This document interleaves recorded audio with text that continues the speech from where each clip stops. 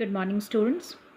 In today's video lecture, we are going to study about the future tense. As you understand by the name itself, in the future tense, the all four subtenses talks about the different actions in future. In this, you are going to get four subtenses. First is simple future, second future continuous, third future perfect, and fourth is future perfect continuous tense. So let's start with simple future tense. First, we will see the uses of the simple future tense. Now see the first use. We use the simple future tense to denote an offer or a promise. When we'll have to denote any offer or a promise, we are using simple future tense. Like, we will help you to carry the books. Next use, we use a simple future tense to indicate an instant decision taken at the moment of speaking. Suppose it is raining, I will not go out now. You have taken this instant decision of not going out. So, whenever we take instant decision, which we are going to do in the future, we are using simple future tense. See the third use. We use the simple future tense after verbs and verb phrases like expect, hope, think, suppose, and be sure. His parents hope that he will get the appointment letter. The verb phrases like think, suppose, hope, after those we are using the simple future tense. Now, read these two sentences. The coach speaks to the players tomorrow. It is in simple present tense. The coach is speaking to the players tomorrow. It is in present continuous tense. So, it means that you can use simple present tense and present continuous tense also to denote a future action. So, here you are having three options for denoting a future action. Simple future, simple present, present continuous, and you will see that future continuous also is very similar to all these three. We are using it for those actions which are going to happen in the future. So now come to the next. Next is future continuous tense. She will be conducting the quiz program. They will be studying for their weekly test. The future continuous tense is used to indicate an action going on over a period of time in the future. She will be conducting the quiz program means it will start in the future and for a certain time being in the future it will go on. So for this kind of actions which will start in future and it will go on for a moment for a long period of time in the future, we are using future continuous tense means it is showing the continuity in the future. Next is the future continuous tense is used to denote an action that is likely to happen in the future.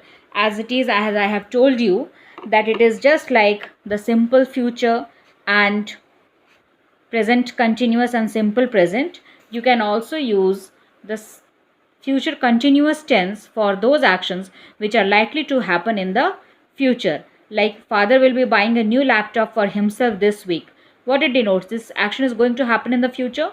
So for those actions also you can use the future continuous tense. So if I will say in a simple word, for the future actions you are having the four options. You can use simple present, present continuous, simple future and future continuous. Four options you are having for denoting the actions going to happen in the future.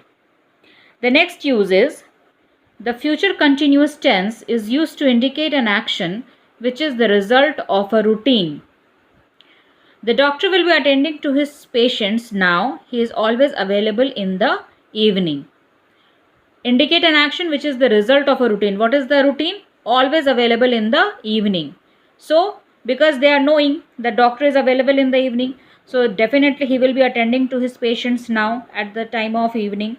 So, this is the result of the routine. So, for those actions which are we are using future continuous tense. Next we have future perfect tense. We use the future perfect tense to refer to something that has not happened yet but will happen before a certain time in the future. See the example. By this time next year, uncle will have moved to the Netherlands. By this time next year means this action has not happened yet. In the next year, it is going to happen. Suppose by this time, in place of this time, I will use by June. So in the next year, June, uncle will have moved to the Netherlands, means that up to June, uncle have already moved to Netherlands. Okay, the person is knowing that in the next year, this action is going to happen by June. Okay, so for those kind of actions, we are using future perfect tense, and I am giving you a hint here.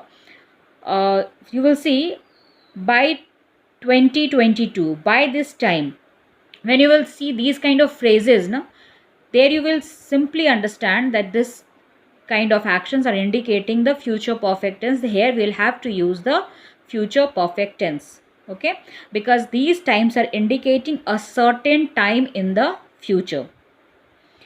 Future perfect continuous tense. Okay, the highlighted words show the future perfect continuous tense, that is will have been studying. Okay, this tense is formed by will have been plus ing form, and no, you see, no specific use has been given in the book. Okay, basically this tense, future perfect continuous tense, we are usually not using in our day-to-day talk. That's why not as a specific use is given in here. So now we will start the sentence structures. Simple future, subject plus will shall plus verb's first form plus object. Negative, not will be included. Interrogative, will or shall will come first. Now, one thing keep in mind that in old grammar, there was the use of shall with I and will with other subjects. But according to the new grammar rule, shall is, it is optional. You can use shall with I, or you can go on with will also. So if you get confusion that where I should use shall, where should I use will, it's better to use will everywhere. Okay, there will be, it will not be mentioned incorrect. It will be correct. Will we can use with every subject now. Next is future continuous. Subject plus will plus be plus V4 plus object. Be will be added after will. In negative, will not be. Subject plus will not plus be. Don't put will be not. That will be wrong. It should be will not be plus V4 plus object. Future perfect tense. Subject plus will have plus V3 plus object. In the negative, will not have. Okay. Don't put will have not. Will not have plus V3 plus object. And future perfect continuous. Subject plus will have been plus V4 plus object. In the negative, will not have been. Okay. So this is it for the future tense. We will do the exercises of past tense and future tense in the next assignment. In the next work, as a next work, I will give you the exercises of past tense and future tense that you will note down in the book itself. And this part, that all the sentence structure of future tenses, you will note down in your grammar copy. Thank you everyone. Have a nice day.